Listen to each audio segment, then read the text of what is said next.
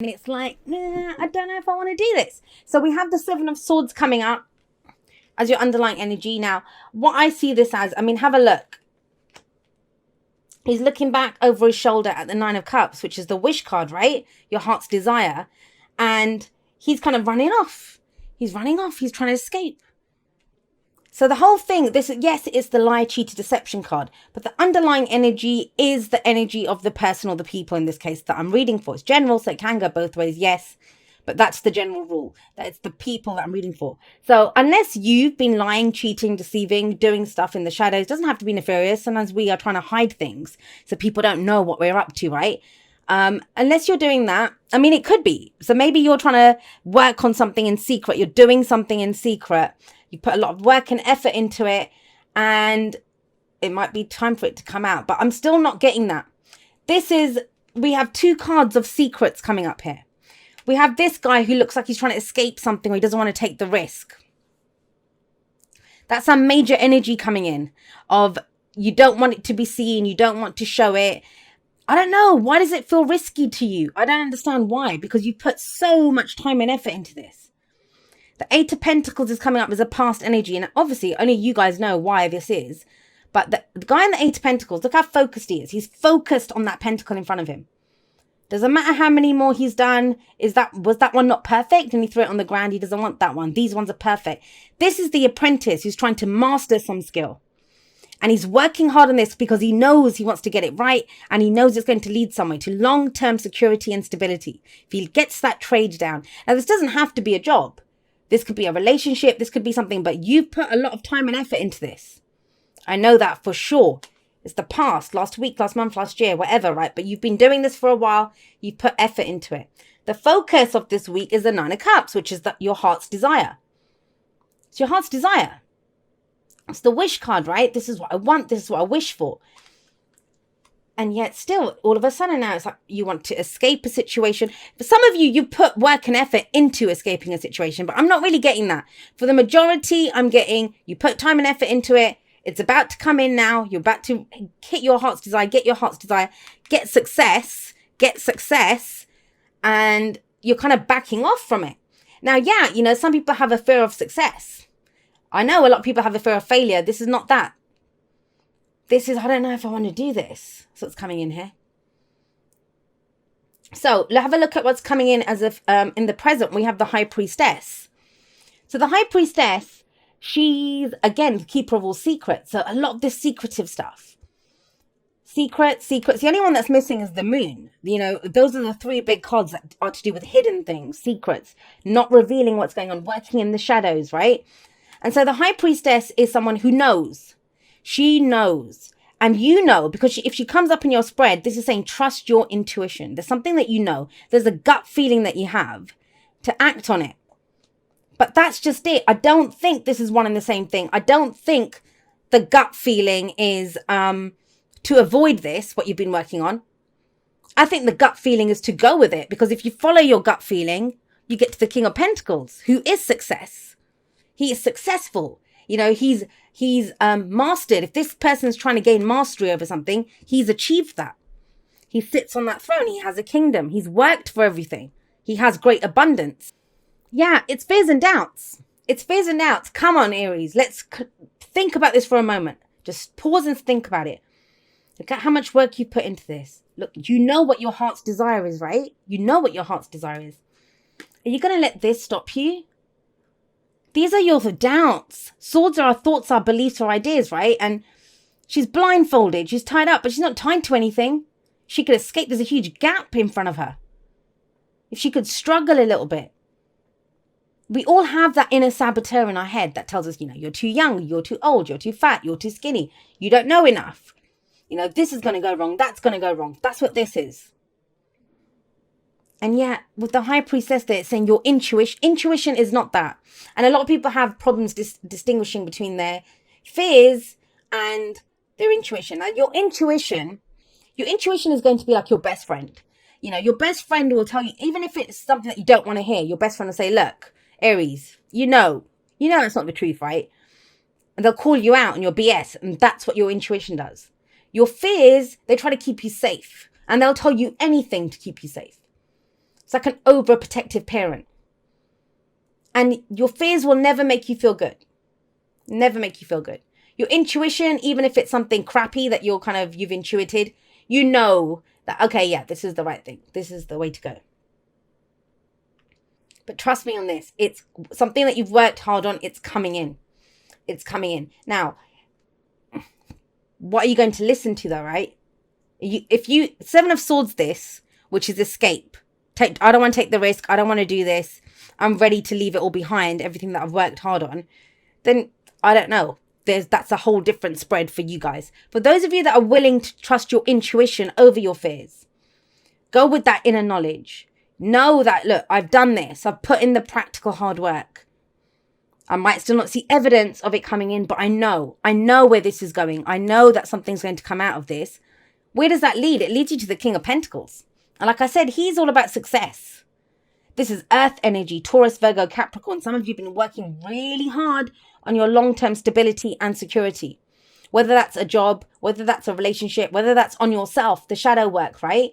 Whatever it is that you've been doing, it leads you to this is an amazing place to be. To have, to enjoy the abundance that you've worked so hard for.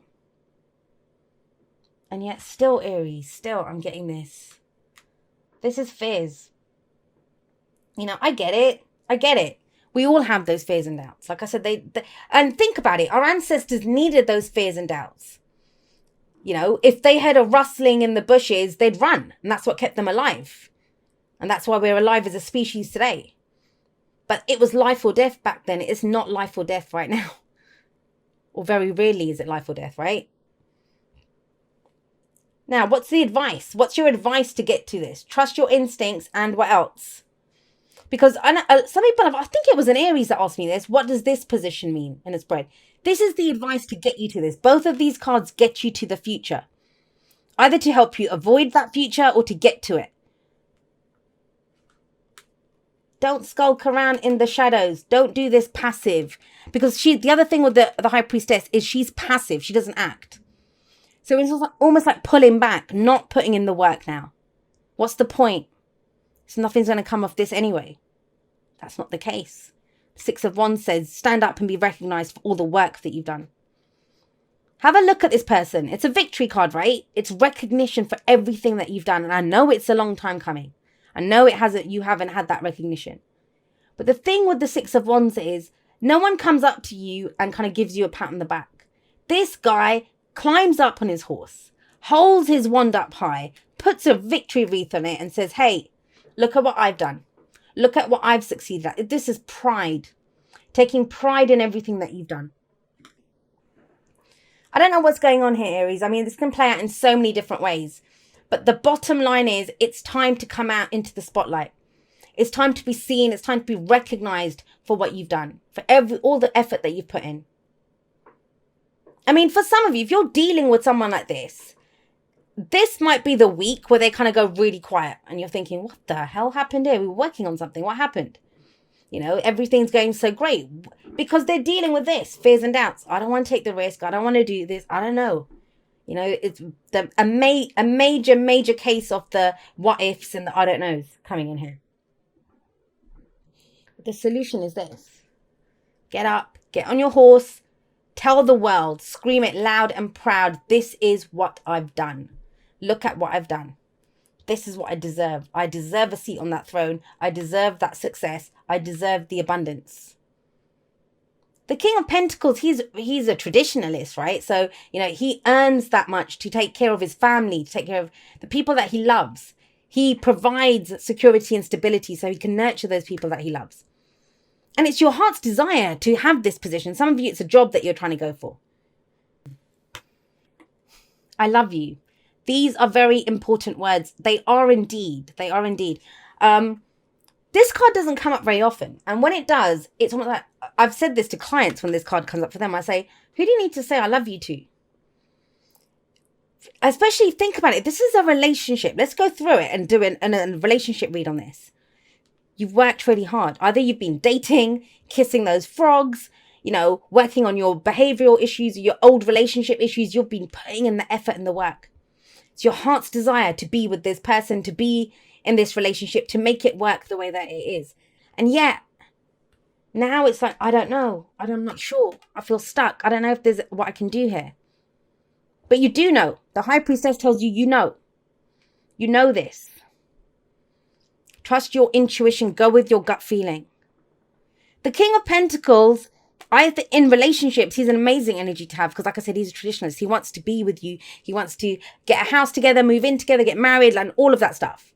And that's whether masculine, feminine, whatever, right? With the kings, it's an energy, it's a vibration. No matter what sign it is as well. The signs don't own the cards.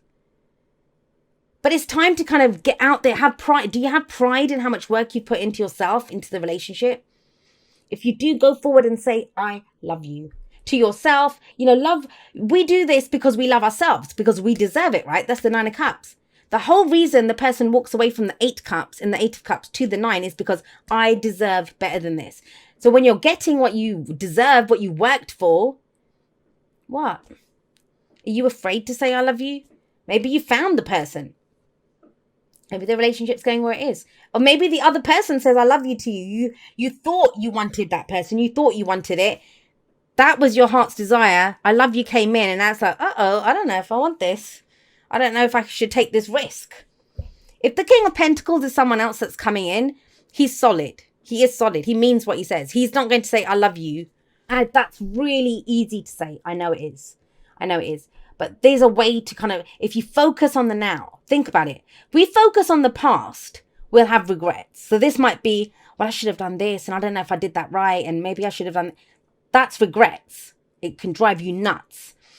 If you follow me on Instagram or Facebook, you would have seen, I think it was last month or maybe the month before. I've shared it a couple of times. There's a video and they interview these 3 people that are over 100 years old. And one thing they all have in common is they don't have any regrets. It's like, screw it, I did it. So the looking back, and that's maddening because you just have regrets doing the post-mortem of everything that you've ever done. But the other thing is looking to the future. That causes stress and anxiety. I don't know if I want to take that risk. I don't know if I'm good enough. I don't know if that will happen. And that's just it. You don't know. All you can know is where you are right now. All you can do is trust your intuition right now. And that's happy. The key is right now. The grass is not greener anywhere else. The grass is greenest wherever you are. Wherever you are. Step into that. Trust what you know right now. Trust where you are right now. This can be that whole kind of thing. Let me give you a few examples of, say you've been studying for exams, and then you think, I'm not even going to go to the exam. Screw it. Forget it. I'm not going to pass anyway. What's the point?